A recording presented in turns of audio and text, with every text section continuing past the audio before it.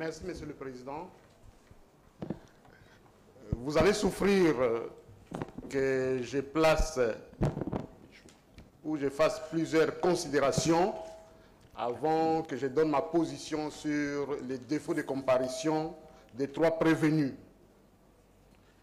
Monsieur le Président, si l'on a des droits, on a aussi des devoirs. Et un des devoirs imposés à toute personne, c'est le respect de la justice.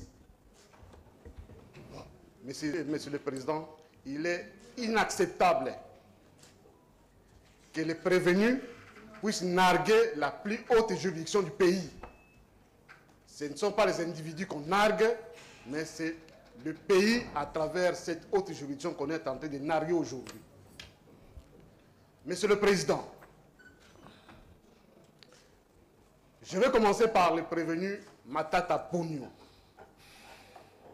qui excipe de ses immunités et d'une soi-disant décision de l'Assemblée nationale à laquelle il appartient,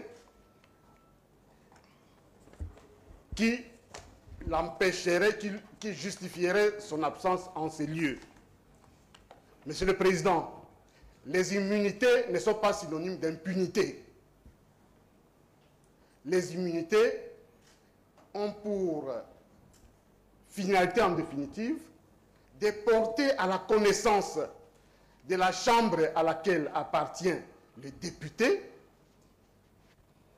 que des poursuites sont engagées contre la personne.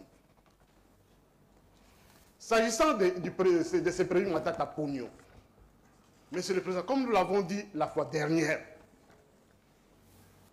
il était sous l'effet des poursuites lorsqu'il a acquis le statut de député national. Il ne peut pas aujourd'hui chercher par des subterfuges, par des affabulations, vouloir créer des dilatoires et empêcher la Cour de faire son travail en évoquant une soi-disant décision du Parlement, en évoquant des immunités. Monsieur le Président, le prévenu a toujours tendance à faire croire qu'il s'agissait d'un procès politique. Et il vous l'a dit dernièrement, lors de la dernière audience. Monsieur le Président, s'il s'agissait d'un procès politique, mais c'est votre cour ici qui lui a reconnu, qui d'abord lui a permis de se présenter aux élections. Cette même cour lui a donné l'occasion de se présenter comme candidat président. C'est votre cour qui a validé sa candidature. C'est votre cour, Monsieur le Président, qui, pour lui permettre de battre campagne, a fait ce que la loi ne lui autorisait même pas, en renvoyant à 6 mois. Ce qui est une première, Monsieur le Président, dans notre histoire judiciaire. Et s'il s'agissait d'un procès politique, Monsieur le Président, la Cour l'aurait empêché de battre campagne, aurait invalidé sa candidature comme président de la République, candidat président de la République, comme député. Et, Monsieur le Président, lorsqu'il a été élu député, c'est votre même cour qui lui fait un procès politique, d'après lui, qui a validé son élection comme député national. Donc, Monsieur le Président, nous estimons pour nous que ce prévenu est en train de se moquer de la justice. Et ça, comme je l'ai dit, c'est un comportement inacceptable. Le prévenu a été gestionnaire des deniers publics. Il doit répondre de sa gestion.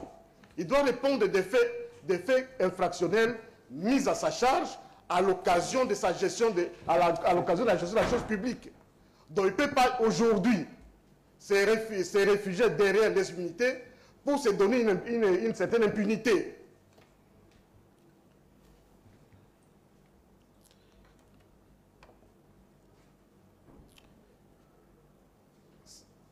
comme je l'ai dit, la décision du Parlement ou la résolution de l'Assemblée nationale n'existe que dans la tête du prévenu. J'ai eu à compulser les dossiers, Monsieur le Président. Je n'ai vu aucun écrit de l'Assemblée nationale, si ce n'est que la fabulation du prévenu. S'agissant du prévenu Globler,